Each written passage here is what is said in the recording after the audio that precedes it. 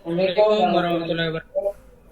Waalaikumsalam warahmatullahi wabarakatuh. Kami akan kasihkan tugas kami, yaitu tugas rekayasa perangkat lunak. Lunak. Untuk itu kami masuk ke tugas kedua. Untuk itu kami masuk ke tugas kedua. Saya sarankan Lanjut. kepada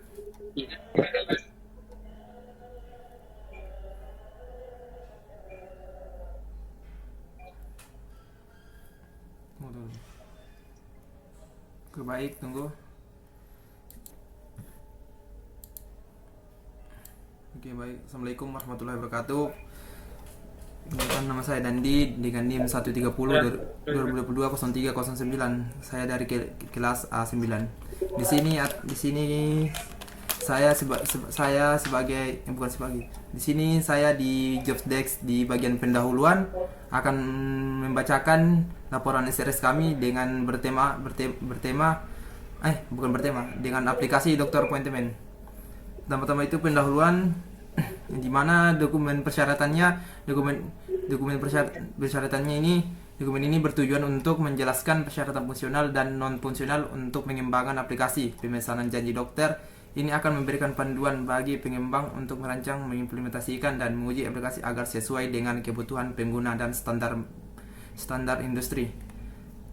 Adapun cakupan produk, aplikasi ini dapat menciptakan sistem manajemen waktu pasien dokter yang akan membantu pasien untuk membuat janji dengan dokter dan melihat kemajuan medis. Sistem yang mengelola slot pemesanan atau informasi. Kami membuat sistem ini guna untuk pengalaman yang lebih baik. Aplikasi sangat mudah diakses dan juga mudah berkomunikasi secara cepat atau real time. Adapun bagian definisi ataupun akronim dan singkatan, di bagian user ataupun pengguna, individu yang menggunakan aplikasi untuk membuat atau mengelola janji temu dengan dokter. Singkatan API yaitu antarmuka pemrograman aplikasi ataupun application pemrogram interface yang memungkinkan interaksi antara aplikasi dokter appointment dan sistem eksternal seperti sistem manajemen janji temu. API ini juga sudah. Nah, saya mengambil referensinya itu saya ambil dari desain dan pengembangan sistem janji dokter online yang dimana referensi ini juga berbentuk seperti laporan SRS. Nah, tinjauan bagian dokumen berikutnya yaitu bagian dokumen kedua yang memberikan gambaran umum dari sistem perangkat lunak untuk jadwal tiket penumpang dan data angkutan dan data terminal, di mana bagian ini mencakup deskripsi tentang sistem akan mengelola dan menyimpan informasi terkait jadwal keberangkatan dan kedatangan, pemesanan tiket serta data terkait operasional terminal. Juga akan jelaskan bagaimana sistem ini berinteraksi dengan pengguna. Dan pada bagian dokumen ketiga akan membahas tentang persyaratan fungsional dari implementasi sistem perangkat lunak. Beberapa aspek yang akan dibahas meliputi registrasi dan login pengguna, kedua itu pemesanan dan pembayaran tiket, ketiga itu mengelola jadwal, keempat notifikasi dan pengingat, kelima adalah pelaporan dan analitik. Nah, bagian deskripsi umum itu akan dibacakan oleh teman saya yang bernama siapa? Kawin. Saya. Iya. Oke, deskripsi ataupun job desk selanjutnya di bagian deskripsi umum akan dilanjutkan oleh pembuatnya, yaitu yang bernama dengan Wiwin. Saya persilahkan untuk teman saya.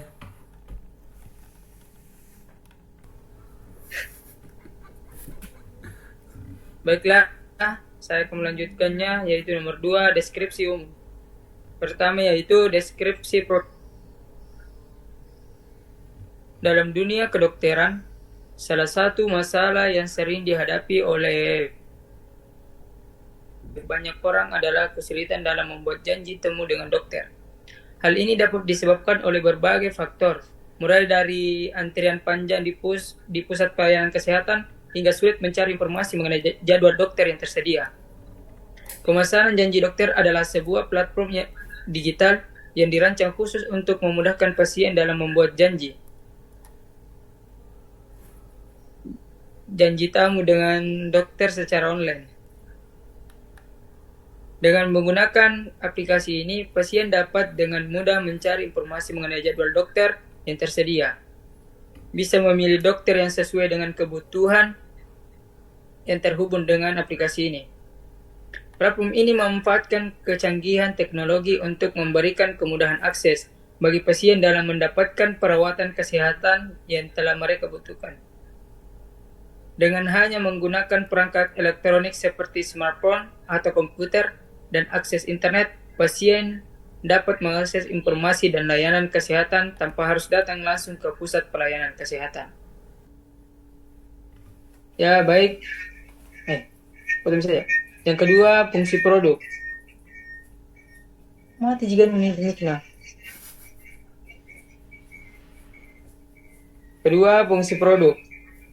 Fungsi tampilan antarmuka dari perangkat lunak ini antara lain login untuk beberapa level pengguna akan dijelaskan di persyaratan fungsional pada 321.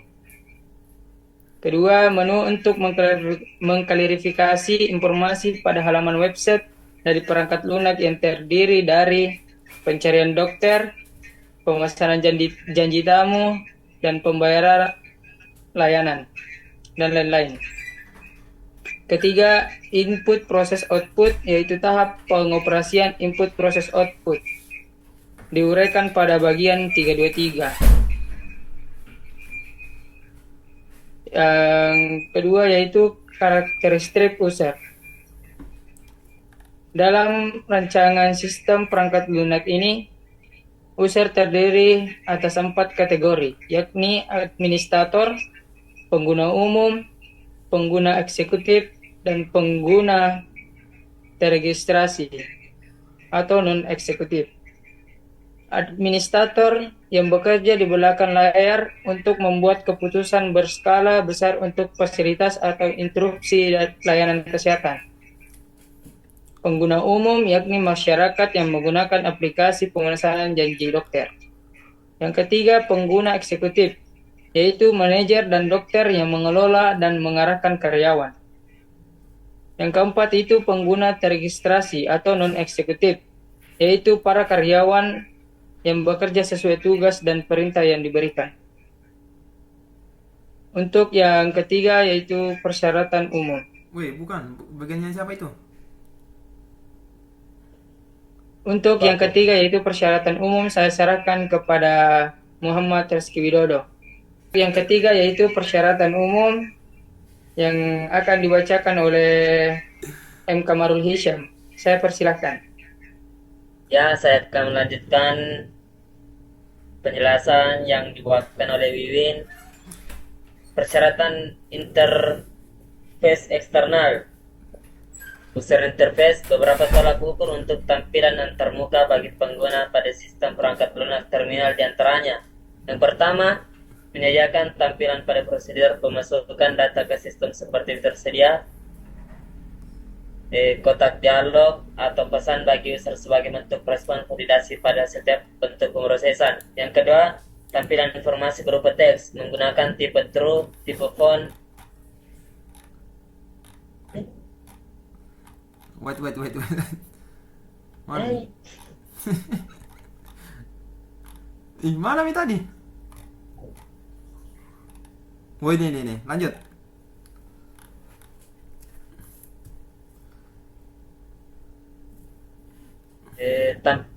Yang kedua yaitu tampilan informasi berupa teks menggunakan tipe true, tipe font, dan tersedia gambar picture dengan ukuran pixel berdasarkan jenis elemen atau bagian dari website. Ukuran tipe tersebut adalah yang pertama ikon dimensi panjang 12 Jam aku baca ini. pixel, lebar 12 pixel. Jam aku baca ini. Button. Kamarul. Jam aku baca ini saya. Nah, lanjut. Yang ketiga yaitu respon sistem terhadap pengguna terbagi di atas 3 jenis, yaitu tampilan pesan, kesalahan masukan kepada pengguna ketika masukan pengguna terhadap sistem tidak sesuai dengan syarat maupun inputan. Yang kedua, tampilan pesan data valid kepada pengguna ketika sistem berhasil menerima masukan input pengguna. Yang ketiga, tampilan pesan konfirmasi kepada pengguna ketika sistem tidak berhasil mengelola informasi yang diinginkan oleh pengguna. Yang keempat yaitu desain antarmuka pengguna dirancang agar menampilkan data yang diminta oleh pengguna dengan format terstruktur atau format tabular agar data yang ditampilkan oleh sistem dapat bermanfaat bagi pengguna. Adapun selanjutnya itu antarmuka perangkat keras. Ketersediaan perangkat keras yang mendukung kinerja sistem informasi terminal terdiri dari spesifikasi sebagai berikut. Yang pertama, server dibuat sebagai media utama pengelola data untuk mengintegrasikan setiap pemrosesan data pada sistem informasi. Terminal antara administrator, klien pengguna umum, klien eksekutif, dan klien terakreditasi non-eksekutif. Adapun selanjutnya itu LAN, Local Area Network, sebagai bentuk koneksi jaringan untuk menghubungkan seluruh perangkat keras atau komputer yang telah tersedia untuk mengakses dan saling bertukar data informasi sesuai kebutuhan. Yang ketiga, monitor LCD 40 inci digunakan sebagai media layanan informasi bagi penumpang untuk mengetahui seluruh jadwal keberangkatan setiap proyek angkutan. Yang keempat, alat pencetakan khusus untuk mencetak tiket penumpang yang tersedia pada loket tiket penumpang sesuai perusahaan armada dan untuk mencetak tiket terretribusi pada loket terretribusi sesuai dengan proyek angkutan. Adapun selanjutnya itu antarmuka komunikasi. Yang pertama, modem Wi-Fi sebagai media layanan jaringan untuk berbagi atau share koneksi internet dengan perangkat lain yang support dengan koneksi wireless. Yang kedua, server jaringan DHCP server untuk mengatur IP address pada komputer pengguna. Yang ketiga, server HTTP untuk menyimpan aplikasi yang akan diakses oleh pengguna ke server. Ya, mungkin hanya ini yang saya dapat jelaskan. Selanjutnya saya serahkan kepada teman saya itu Reski Widodo. Masih kok, weh. Assalamualaikum warahmatullahi wabarakatuh. Saya akan melanjutkan presentasi dari teman saya tadi. Adapun di sini persyaratan fungsional. Yang pertama adalah fungsi logging. Logging input atau aplikasi harus menyediakan masukan logging bagi pengguna dengan username dan password sebelum mengakses fitur. Yang kedua adalah verifikasi. Aplikasi harus melakukan verifikasi dengan penampilan pesan kesalahan logging dan boleh memungkinkan pengguna proses logging hingga data logging valid. Yang ketiga adalah fungsi menu. Tampilan menu menyesuaikan dengan kebutuhan pengguna termasuk administrator dan pengguna umum, dengan antarmuka berupa ikon atau teks pada toolbar. Menu terkunci. Beberapa menu hanya dapat diakses dengan logging sesuai dengan peran pengguna. Antarmuka terstruktur. Halaman menu dirancang dengan struktur dan dinamis. Adapun fungsi-fungsi input, proses, output. Beberapa proses pada tahapan penginputan data antara lain: 1. Seluruh pengguna memasukkan data logging, username, dan password sebagai saran untuk mengakses data. Yang kedua, administrator memasukkan data master, data yang dibutuhkan untuk menampilkan pada antarmuka perangkat lunak bagi pengguna lainnya. Yang ketiga, pengguna umum memasukkan data jadwal janji dokter. Yang keempat, pengguna terintegrasi non-eksekutif memasukkan data transaksi. Adapun fungsi proses. Yang pertama, proses informasi jadwal dokter. Yang kedua, transaksi pemesanan janji dokter. Yang ketiga, pembayaran layanan. Adapun fungsi outputnya adalah mencetak tiket janji dokter dengan data transaksi pesanan, mencetak kwitansi pembayaran, dan menyediakan laporan aktivitas layanan kesehatan. Adapun informasi jadwal janji dokter. Informasi umum menyediakan informasi jadwal dokter berdasarkan spesialisasi lokasi praktek dan ketersediaan waktu.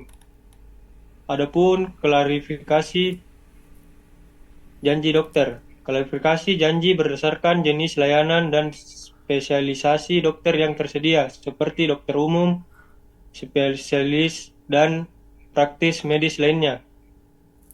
Adapun persyaratan performa adalah pelayanan. Setiap pemesanan janji dokter diproses dalam waktu maksimum 3 menit. Pencetakan kwitansi atau karcis,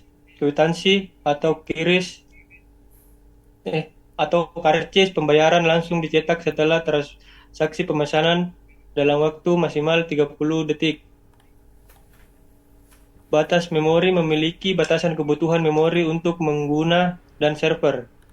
Adapun atribut perangkat lunak, yaitu kemampuan aplikasi beroperasi 24 jam dan melakukan backup data otomatis pada waktu tertentu. Keamanan disarankan untuk pengguna mengganti kata sandi secara berkala, menggunakan kata sandi yang kuat, dan memiliki batasan kesalahan logging. Perawatan sistem dilakukan secara kontinu untuk pencekatan jaringan dan performa sistem. Mungkin sekian dari saya kembalikan ke moderator. Ya, terima kasih. Ya, selanjutnya itu ada diagram.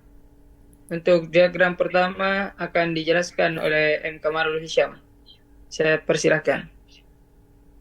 Di sini saya akan menjelaskan data flow diagram level 1. Yang dimana diagram ini dimulai dengan titik start yang menandakan awal dari proses. Yang kedua, pengguna kemudian diarahkan ke login page di mana mereka memiliki opsi mendaftar atau masuk jika sudah memiliki akun. Yang tiga, proses pendaftaran. Jika pengguna memilih register, mereka harus memasukkan nama email dan nomor telepon. Mereka lalu menerima konfirmasi pendaftaran. Yang keempat, proses login. Jika pengguna sudah terdaftar, mereka akan memasukkan nama pengguna dan kata sandi untuk login. Atau ada titik keputusan di sini untuk memeriksa apakah login berhasil atau tidak. Jika gagal, pengguna akan diarahkan kembali untuk mencoba login lagi. Yang kelima, penjadwalan janji temu. Setelah berhasil login, pengguna memiliki 3 opsi: membuat janji temu baru, menjadwal ulang janji temu yang sudah ada, atau membatalkan janji temu. Yang keenam, detail proses janji temu. Untuk membuat atau menjadwal ulang janji temu, pengguna akan mengklik tombol kalender untuk melihat janji temu yang tersedia. Setelah melihat pilihan yang tersedia, pengguna dapat membuat pilihan dari janji temu yang ada. Yang ketujuh, pengingat janji temu. Pengguna kemudian dapat memilih untuk mendaftar pengingat tentang janji temu atau melewati langkah ini. Yang ke-8, yaitu konfirmasi dan keluar. Setelah semua langkah selesai, pengguna akan menerima konfirmasi janji temu. Terakhir, pengguna dapat logout dari sistem. Diagram ini memberikan gambaran jelas tentang alur kerja sistem penjadwalan janji temu online dari pendaftaran hingga konfirmasi dan keluar.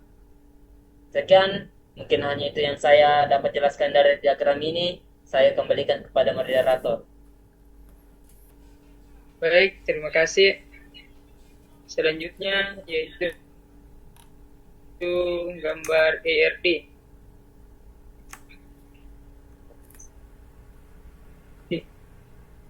Oh, bukan. Ini kita cok. Selanjutnya yaitu gambar kedua yang akan dijelaskan oleh Muhammad Reski Widodo, yaitu diagram state transition diagram. Baik, di sini akan saya. Assalamualaikum warahmatullahi wabarakatuh. Saya akan menjelaskan diagram state transition diagram, di mana yang pertama adalah mulai dari proses logging. Logging pertama, pengguna akan memasukkan username dan paspor mereka di halaman logging. Validasi username dan paspor. Sistem akan memvalidasi username dan paspor tersebut. Jika salah, pengguna akan kembali ke halaman logging untuk mencoba lagi. Yang kedua adalah proses setelah berhasil logging, di mana jika validasi berhasil, pengguna akan diarahkan ke halaman daftar laporan. Di sini pengguna dapat melihat semua laporan yang telah mereka buat. From laporan. Di halaman daftar laporan, pengguna bisa masuk ke from laporan untuk membuat laporan baru. Yang ketiga adalah notifikasi dan seleksi laporan, di mana notifikasi laporan setelah membuat laporan pengguna akan menerima notifikasi tentang laporan tersebut. Adapun seleksi atau edit laporan, admin memiliki peran penting dalam proses ini. Seleksi laporan hanya admin yang dapat melakukan seleksi laporan pada tahapan ini. Admin akan menentukan apakah laporan tersebut diterima atau dimasukkan ke dalam draft. Adapun edit laporan, baik bisa mengedit laporan. Tahapan ini menggambarkan perubahan status laporan jika sudah ditindaklanjuti dengan lampiran bukti pendukung. Yang keempat adalah penutupan proses atau akhir proses. Diagram ini menunjukkan akhir dan proses pengolahan laporan setelah semua tahap telah selesai. Baik, sekian dari saya. Saya kembalikan ke moderator. Baik, terima kasih. Selanjutnya yaitu penjelasan tentang ERD. Coba scroll ke bawah.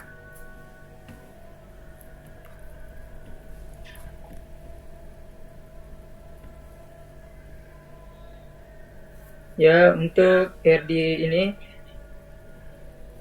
saya akan menjelaskannya.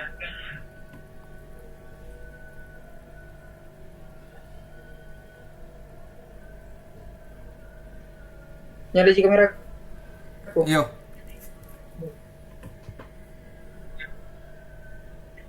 Ya, terima kasih. Saya akan mempresentasikan diagram ERD atau Entity Relationship Diagram untuk sistem janji tamu online antar dokter dan pasien. ERD ini membantu kita memahami bagaimana data disusun dan dihubungkan dalam sistem tersebut. Diagram ini menggambarkan hubungan antar berbagai entitas dan sistem janji tamu online. Kita memiliki 4 entitas, yaitu pasien, dokter, lokasi, dan jadwal. Untuk entity atau entitas ada 4. Yang pertama yaitu pasien. Entitas pasien memiliki 6 atribut. Yang pertama yaitu ID pasien, ID untuk setiap pasien. Yang kedua, nama pasien. Yang ketiga, usia pasien. Yang keempat, alamat pasien. Yang kelima, nomor telepon pasien. Dan yang keenam, kata sandi untuk login. Untuk entity kedua, yaitu dokter. Informasi tentang dokter, adapun atributnya yaitu ID untuk setiap dokter atau ID dokter. Yang kedua, nama dokter. Yang ketiga, alamat dokter. Yang keempat, nomor telepon dokter. Yang kelima, spesialisasi dokter. Yang keenam, sandi untuk login. Yang ketiga yaitu entity lokasi. Lokasi di mana pasien atau dokter bisa check-in. Adapun atributnya yaitu ID untuk lokasi, dan yang kedua yaitu lokasi saat ini. Yang keempat yaitu schedule atau jadwal. Adapun atributnya yaitu tanggal janji tamu dan waktu janji tamu. Selanjutnya yaitu check-in. Pasien dan dokter bisa check-in ke entitas lokasi. Hubungan ini membantu mencatat lokasi saat pasien atau dokter hadir. Yang kedua, pasien memiliki janji tamu yang dicatat dalam entitas atau schedule. Hubungan ini memungkinkan pasien untuk membuat janji tamu dengan dokter pada waktu tertentu. Yang ketiga yaitu dokter memiliki jadwal yang dicatat dalam entitas schedule atau jadwal. Hubungan ini memungkinkan dokter untuk memiliki jadwal janji tamu dengan pasien. Contoh penggunaan sistem ini adalah seorang pasien yang login, memilih lokasi dan membuat janji dengan dokter. Dokter kemudian bisa melihat jadwal janji tamu dan mempersiapkan diri untuk sesi tersebut.